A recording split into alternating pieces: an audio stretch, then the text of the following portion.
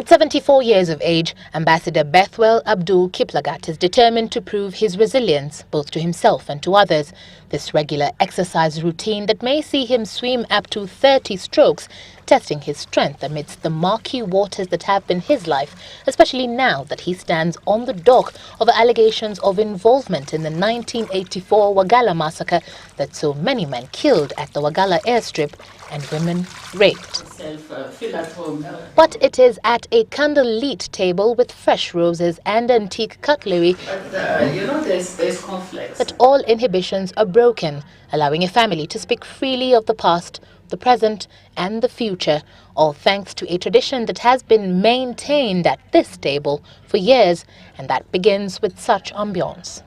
The candle is, for us in this family, for my husband, for my children and myself, it is really, it's life, it's warm. When we sit around the table like this, we are all leveled and one-leveled.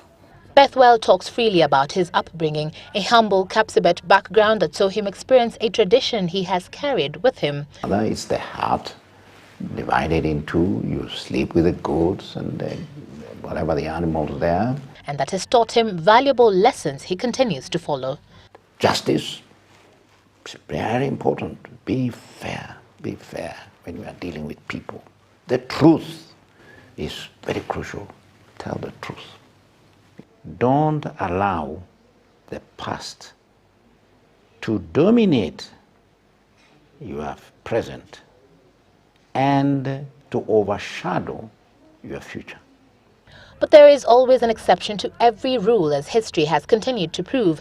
The exception for Ambassador Kiplagat, the 1984 Wagalla massacre. If you can tell us candidly, if at all, or any of these accusations that have been leveled against you are true, and what you remember about the massacre, what you want to be remembered for?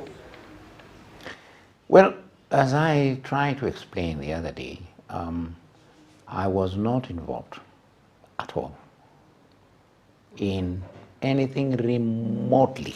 It is a relief when I break away from a subject he remains guarded over to one he never tires of repeating, and that starts with such memoirs. But I always joked, two jokes I had when people told me, "Oh, you look like Mandela." I told them, "No, I don't look like him. He is the one who looks like me."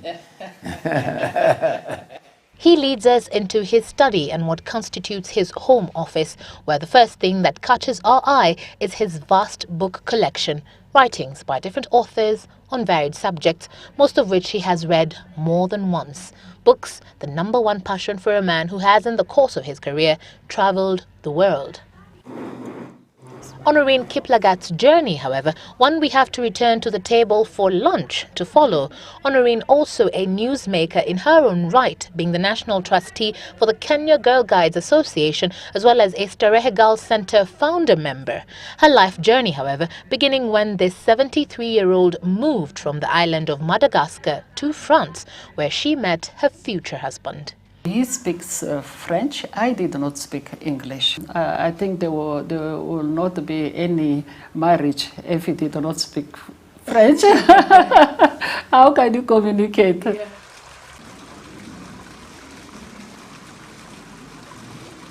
Do you hope to retire and maybe go back home? Oh, no, I will continue with some of the things I'm doing, namely the peace efforts that I've done in some ways, wherever I can help. In fact, one of the things I might do is organize a sharing a forum.